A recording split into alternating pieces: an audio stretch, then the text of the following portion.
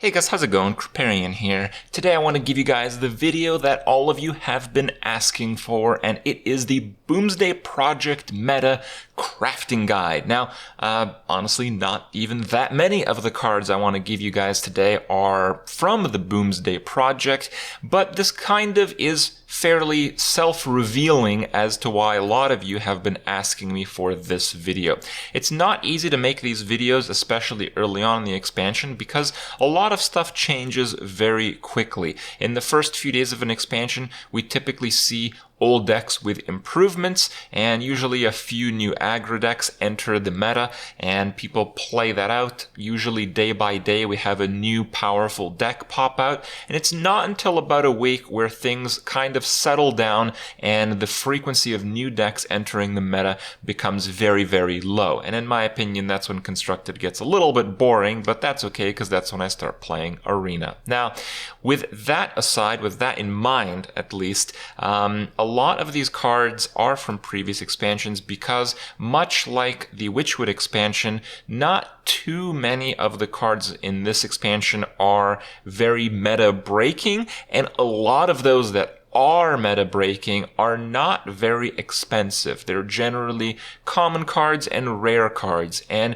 whenever I do these crafting guide videos, I don't usually include those cards on my list, because even if you open like 100 packs, you're going to get a couple copies of most of the rares from that set. And you know, if you're like a avid Hearthstone player playing every day, saving the gold, or if you just do Arena and you want a side collection, sooner or later you are going to achieve that goal. And the third consideration I need to hit you guys with, because there aren't that many high rarity cards from the Boomsday Project being played and constructed, and we see a lot of the old decks, though a little bit different. We do see a lot of the old decks at the top of the metagame right now.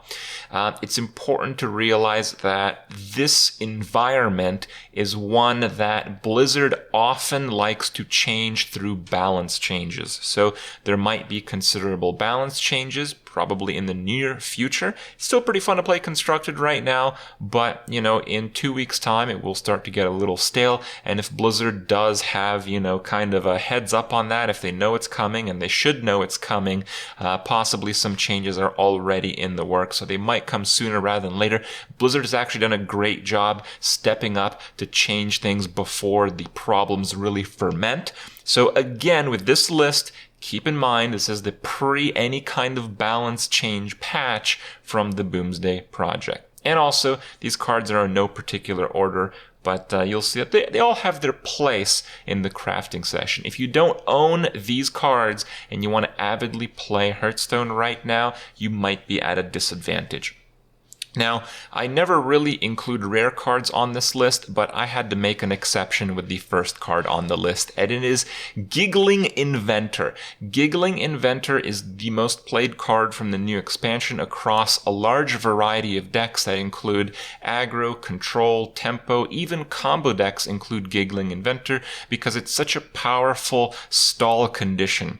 Minions these days are really hard to kill. They have to be killed through death rattle after death rattle effect, to a point where the best answer to stop your opponent from killing you off is by playing a whole bunch of crappy taunt minions, and this is exactly what Giggling Inventor does. Giggling Inventor is also very useful in aggro decks because it protects the minions that do the damage and results in a very powerful board state that can't be fully removed through just a 1 damage AoE because of the Divine Shields on the Annoyatrons. Just overall a crazy power level card, and again, it is a rare card, so open your packs first, but if you don't get 2 of these, it probably is worth the craft and you will thank me later.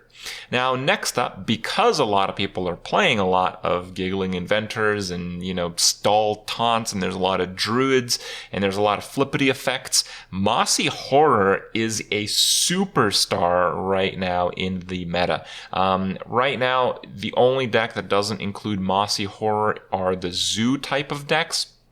However, the zoo type of death rattle decks actually include Mossy Horror to trigger their own death rattles whenever needed. It's just absurdly powerful to get through those druid taunt walls, and in some cases, it's like the only thing that can keep you alive. This little guy is coming up big right now. He is epic. A lot of decks only include a single copy, so it is not a must-have on the double copy, but if you don't have a single Mossy Horror, it might be the key to your deck that you're missing out on. And kind of on a similar note, Void Ripper. Void Ripper is coming back big. Holy crap. Void Ripper is so common. Very similar to the Mossy Horror. It's good in zoo decks because sometimes you can get some extra damage as a finishing push. It converts your opponent's extremely high health taunt minions into ones you can easily get through. A lot of mech decks, so for instance, Odd Paladin really likes Void Ripper because a lot of the Odd Paladins are playing some of the partial mech packages, and the partial mech packages typically leads into you having an extremely high health, low attack mech. Now, when you're playing an Odd Paladin with these mechs, your opponent will typically try to remove the easiest threat to remove off of the board, which is almost always going to be the 1/1 guys or similarly sized minions. And that low attack, extremely high health, magnetic whatever mechasaur that you got at the end of the day might just hit your opponent for way more damage than he thinks will be possible via Void Ripper. Void Ripper is just crazy strong right now. Baku is really big. I think Baku is a very safe craft, as currently the highest win rate deck in Wild is Odd Paladin, and currently the highest win rate deck in Standard, Legend, and ranks 1 through 5, these are stats via Hearthstone Replay, is Odd Rogue. So, the odd decks are literally at the very top of the meta, and Odd Rogue still does well in Wild, and Odd Paladin still does actually remarkably well in Standard as well. Baku is the key to so many of the powerful meta decks right now. If you've been missing out on Baku and you just want to kick ass in Hearthstone, he is your answer. In terms of legendaries from this expansion, I got Zilly Axe for you. I went through basically, this list is my interpretation of statistics from Hearthstone Replay and other websites with a dash of spice from my experience. So it is largely statistics driven.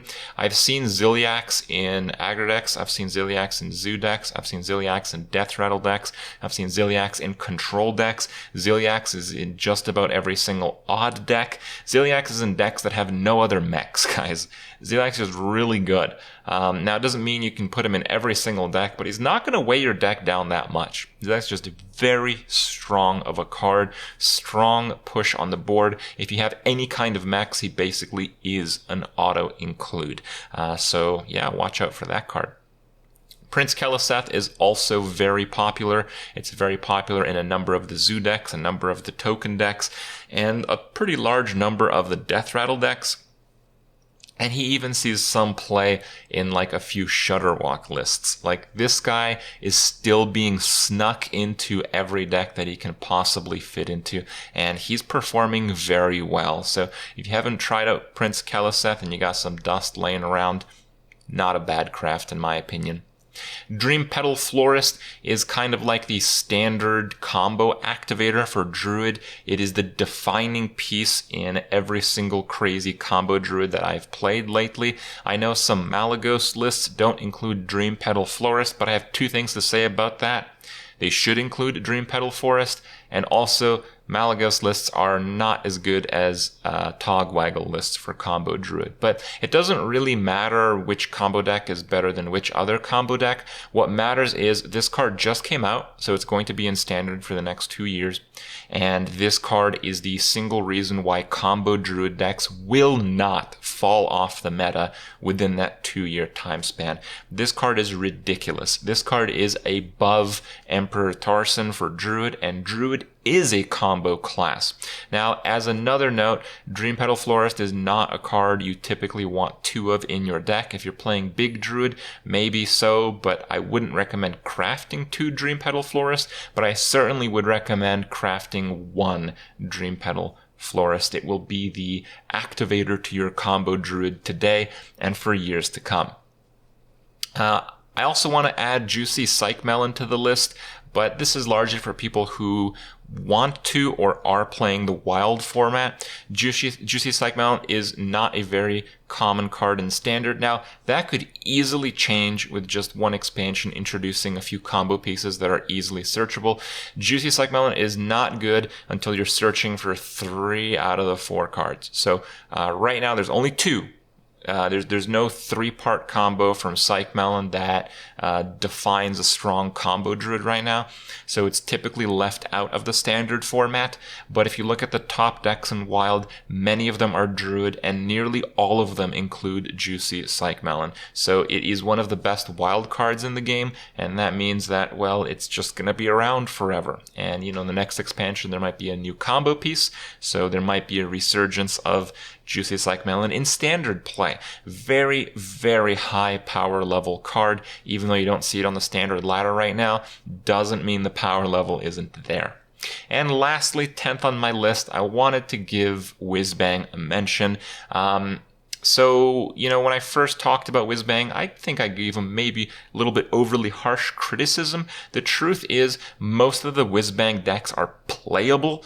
I don't recommend that you try to ladder up with whizbang, but honestly, I went from rank 5 0 stars to rank 4 like 4 stars playing whizbang in just a few hours.